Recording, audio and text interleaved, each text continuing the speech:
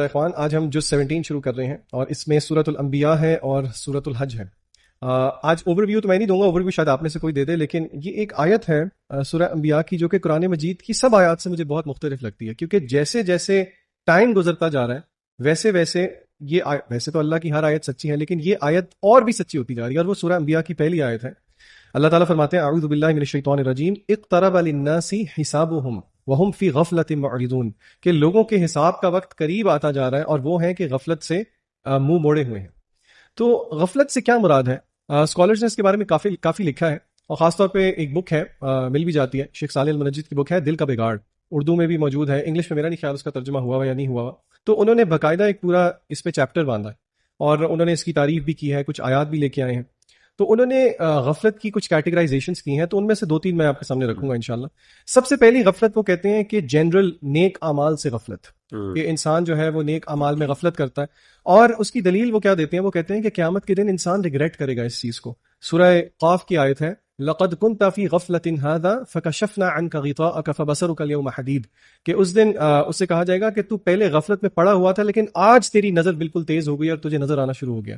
بالکل اسی طرح اعمال کی غفلت کا موت کے وقت بھی انسان کو پتہ لگے گا، جب انسان موت کے وقت اللہ کو کہے گا کہ لولا اخرتنی الی اجل قریب، یا اللہ مجھے تھوڑا سا موقع دے دے، فاصدق واکن من الصالحین، کہ میں صدقہ کر دوں اور میں نیکوکاروں میں سے ہو جاؤں۔ پھر اسی طرح شیخ صاحب کہتے ہیں کہ دوسری غفلت ہے قرآن مجید سے غفلت، کہ انسان کس طرح دنیا کے اندر قرآن سے غفلت کرتا ہے، حالانکہ قیامت کے دن یہی ہے جو کہ انسان کی شفاعت کرے گا۔ اور پھر وہ مختلف احادیث لے کے آئے ہیں، یعنی کہ جنرلی اسپیکنگ اگنورینس، اس کو ہم انگلش میں کیا کہیں گے؟ غفلت کو ہیڈ لیسنس کہیں گے، ہیڈ لیسنس کہیں گے، یعنی کہ ہر اس چیز سے انسان ہیڈ لیس ہو رہا ہے جو کہ آخرت میں اس کو فائدہ دے گی، خاص طور پہ اس میٹیریل دور کے اندر وہ والی چیزیں جو کہ شاید مباح کیٹیگری میں آئیں گی، لیکن انسان کو وہ غفلت کرتی ہیں۔ خاص طور پہ ہم رمضان المبارک کے مہینے میں دیکھیں، ہمیں کوشش کرنی چاہیے کہ ہم جتنے غفلت والے ایکٹس ہیں ان کو ٹیپر آف کرنے کی کوشش کریں for the rest of 11 months۔ اچھا، ویسے انسان نیچرلی غافل ہے، اس کے پیچھے کیا سائنس آپ سمجھتے ہیں؟ کیونکہ دیکھیں ہر وہ چیز جو فائدہ مند ہے وہ انسان استعمال نہیں کرتا ہونا جنرل بیسس، جیسے دودھ کا ہمیں پتہ ہے زیادہ فائدہ مند، لیکن ہم پھر بھی کوک پیتے ہیں۔ اسی طرح ہمیں پتہ ہے رات سونا چاہیے لیکن ہم رات جاگتے ہیں۔ جنرل غفلت آپ نے نا بڑی اچھی بات کی ہے، ایک حدیث میں بھی آتا ہے احمد بھائی کہ اللہ کے نبی صلی اللہ علیہ وسلم نے کہا کہ قبر کے عذاب کے بارے میں آپ نے کہا کہ اگر تمہیں اس کا صحیح ادراک ہو جائے تو تم لوگ اپنے مردوں کو دفنانا بند کر دو، اپنی خواتین کے پاس بستر پہ جانا شروع کر دو۔ بلکہ شیخ صاحب نے اپنی بک میں غفلت کی کیٹیگریز میں ایک کیٹیگری پازیٹیو غفلت کی بھی لی، اور وہ ہے کہ ان الذین یرمون المحصنات، یعنی کہ ایسی عورتیں جو کہ غافل ہیں بے حیائی کے امور سے۔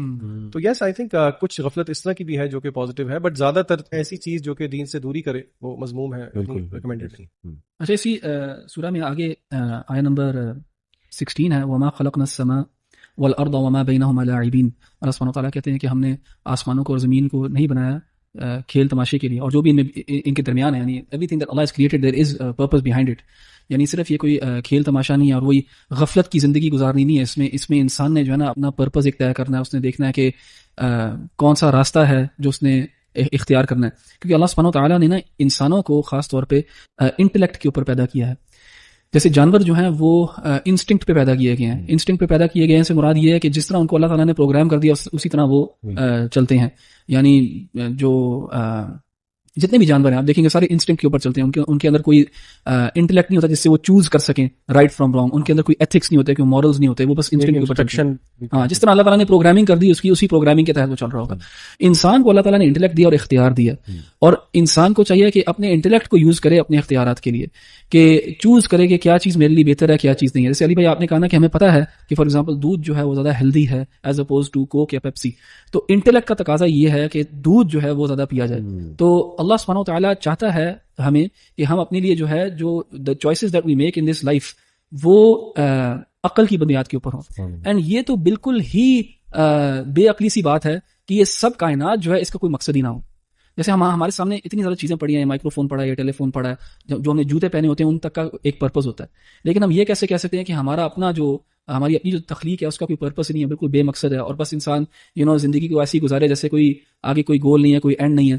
تو انسان کو چاہیے کہ وہ اپنا جو ہے نا مقصد تلاش کرے، اور وہ اللہ تعالیٰ نے فطرت کے اندر وضع کیا ہوا ہے، اور وہ اللہ تعالیٰ کی پہچان ہے، اور پھر اللہ تعالیٰ کو پہچانے، اور پھر اللہ تعالیٰ سے جڑے، اور پھر اللہ تعالیٰ نے جو کہا ہے وہ کرے، جس چیز سے اللہ تعالیٰ نے روکا ہے اس سے رک جائے۔ اسی طرح اللہ تعالیٰ نے اسی سورہ کے اندر آگے کا کل نفس ذائقۃ الموت کہ ہر جو انسان ہے وہ موت کو چکھے گا، ہر زندہ چیز جو ہے وہ موت کو چکھے گی، ٹھیک ہے. وَنَبْلُوكُمْ بِالشَّرِّ وَالْخَيْرِ فِتْنَةً، اور ہم تمہیں آزمائیں گے شر سے اور خیر سے بھی، یعنی دونوں چیزوں سے آزمائش ہوگی. ہم خیر سے بھی آزمائیں گے، تمہیں خیر دے کے بھی آزمایا جائے گا اور شر سے بھی آزمایا جائے گا. اور کبھی کبھار ہم سنتے ہیں کہ اولاد بھی یہ جو ہے ایک فتنہ ہے، اور فتنہ ہم اس کو بالکل ایک نیگیٹو کونوٹیشن دیتے ہیں، لیکن اللہ تعالیٰ نے یہ کہا ہے کہ خیر کی چیزیں بھی ہیں، وہ بھی فتنہ ہو سکتی ہیں. اولاد مثال کے طور پہ فتنے کا باعث بن سکتی ہے انسان کے لیے، اگر وہ اولاد جو ہے اولاد کی وجہ سے حرام کی طرف چلا جائے. تو وَإِلَيْنَا تُرْجَعُونَ، تو ادھر بھی اللہ تعالیٰ نے کہا کہ تمہیں مقصد دیا گیا. پہلی آیت میں بتایا کہ تمہارا ایک مقصد ہے اور تم نے موت کو چکھنا ہے، تمہیں ٹیسٹ کیا جائے گا اور پھر تمہیں ہمارے پاس آنا ہے. اور بیسیکلی اسلام کا پورا جو فلسفہ ہے نا زندگی کا، وہ یہی ہے کہ اللہ تعالیٰ نے ہمیں پیدا کیا ہے، اس نے مقصد کے ساتھ پیدا کیا ہے، اینڈ کسی کھیل تماشے کے لیے نہیں. اور اس مقصد کا حصہ یہ ہے کہ اللہ تعالیٰ تمہیں آزمائے گا، اور اس آزمائش میں تم کامیاب ہوتے ہو یا ناکام ہوتے ہو، اور پھر اللہ تعالیٰ کی طرف لوٹ کے واپس جانا ہے جہاں پہ حساب کتاب ہوگا. امیزنگ. میں سورہ انبیاء سے جو انشاءاللہ آج آپ کے ساتھ انسائٹ شیئر کرنا چاہوں گا. ویسے تو ماشاءاللہ سورہ انبیاء میں جو یہ پیسج ہے نا ورس 80 to 90، یہ مجھے بہت تقویت دیتا ہے، کیونکہ اس میں اللہ سبحانہ و تعالیٰ نے انبیاء کا ذکر کیا ہے کہ even they were tested and tried, ان پہ بھی اتنی مشکلات آئی تھیں جیسے بیماری. حضرت ایوب علیہ السلام کا ذکر ہے، اور پھر ان کی وہ دعا انی مسنی الضر وانت ارحم الراحمین. پھر دیکھیں کہ یونس علیہ السلام کا تذکرہ ہے اور ان کی دعا ہے لا الہ الا انت سبحانک انی کنت من الظالمین. بٹ یہ کہ میں جو انشاءاللہ ڈسکس کرنا چاہوں گا وہ ورس نمبر 96 ہے، اور یہ بڑا انٹرسٹنگ ٹاپک ہے یاجوج ماجوج کے حوالے سے. تو تھوڑا سا میں چاہوں گا کہ اس کو ایکسپلین کروں. حتی اذا فتحت یاجوج وماجوج وهم من کل حدب ینسلون، یہاں تک کہ جب یاجوج ماجوج کھول دیے جائیں گے اور ہر بلندی سے وہ نکل پڑیں گے. دیکھیں اس کا تذکرہ سورہ کہف میں بھی ہے یاجوج ماجوج کا. یہ کون ہے؟ ایک قوم تھی، ذوالقرنین علیہ السلام جو تھے انہوں نے ان کو دیکھا فساد مچاتے تھے، لوگوں نے شکایت کی کہ قتل و غارت کرتے ہیں، فساد کرتے ہیں. ایک دیوار بنائی انہوں نے تانبے سے اور آئرن سے، یہ تو زبر الحدید یعنی آئرن اینڈ کاپر کے مکسچر سے، اور پھر ان کو بند کر دیا وہاں پہ. اب آج کافی ڈسکشن اس میں ہوتی ہے کہ یہ ایکچولی ہیں کون. ایک اسکول آف تھاٹ ہے کہ یہ انسان ہی ہیں، اکثر تو چائنیز بنا دیتے ہیں، چائنیز والا ویو بھی ہے. ایک ہے جی کہ یہ انسان ہی ہے، یہ نکل چکے ہیں، اور یہ ترک اور منگولز کی جو اولاد تھی وہ ایکچولی یہ یاجوج ماجوج ہے. وہ اس کا استدلال کرتے ہیں کہ نبی اکرم صلی اللہ علیہ وسلم نے فرمایا نا کہ آج اتنا ہول کریٹ ہو گیا عربس کے لیے ہلاکت ہو، کیونکہ یاجوج ماجوج کی دیوار میں اتنا ہول جو ہے وہ کریٹ ہو گئی. تو وہاں سے وہ کہتے ہیں کہ وہ نکلنا شروع ہو گئے تھے. ایک بہت ہی ایکسٹراڈینری ویو ہے، وہ یہ ہے کہ یاجوج ماجوج ایلینز ہیں، اور اس کا استدلال کیا جاتا ہے ایسے ان کے ایٹریبیوٹس کہ جی ان کے کان بہت بڑے بڑے ہوں گے، تو اسی طرح یہ کہ وہ سمندر کے سمندر پی جائیں گے، اور اسی طرح وہ بہت زیادہ تعداد میں ہوں گے، ملٹیٹیوڈز آف دیم. یعنی وہ حدیث میں آتا ہے نا کہ 99 versus 1 کی ریشو، یہ قیامت والے دن جہنم میں جنہیں ڈالا جائے گا. تو اس حوالے سے تو وہ یہاں سے استدلال کرتے ہیں کہ اتنی تعداد ہیومن بینگز کی کیسے ہو سکتی ہے، یہ تو کوئی اور ہی چیز ہے.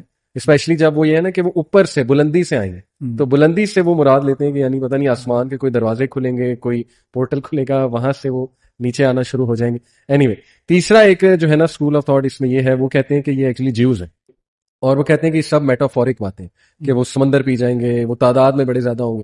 ایکچولی وہ یہ کہتے ہیں کہ دیکھیں ٹیکنیکلی اسپیکنگ جیوز نے سب کو اپنا قائل تو کر لیا اپنے سسٹم کا، تو آلموسٹ ہر بندہ یاجوج ماجوج ہے، اور بہت ہی کم لوگ جو ہے نا وہ اس فتنے سے بچے ہوئے ہیں، اور وہ یاجوج ماجوج نہیں.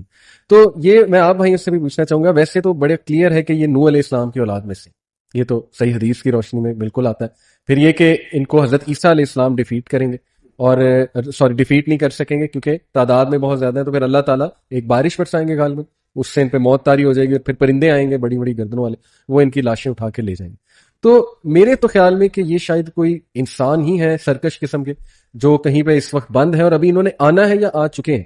یہ بڑا ایک جو ہے نا وہ سوال بار بار جو ہے ریز ہوتا ہے. احمد بھائی میرے خیال سے احمد بھائی سے بھی ہم پوچھتے ہیں، لیکن ایک چیز جو میں نے اپنی انڈرسٹینڈنگ کے لیے اس میں ایک چیز سمجھی ہوئی نا، کیونکہ یہ غیبی امور ہے جی. اور یہ جو آپ ساری باتیں بتا رہے ہیں، of course we accept them as opinions, لیکن بہرحال اس کو ہم تفسیر نہیں کہتے. بالکل بالکل. اور اس چیز میں ہمیں تھوڑا کیئرفل بھی رہنا ہے، خاص طور پہ سورہ آل عمران کی جو آیت ہے جس میں اللہ تعالیٰ نے قرآن مجید کی آیات کو محکم متشابہ میں کہا. بہرحال یہ ایک متشابہ چیز ہے، but again that being said اس طرح کی پاسبلٹیز جب ظاہری بات ہے کوئی بات کرتا ہے تو پھر انسان سوچتا تو ہے.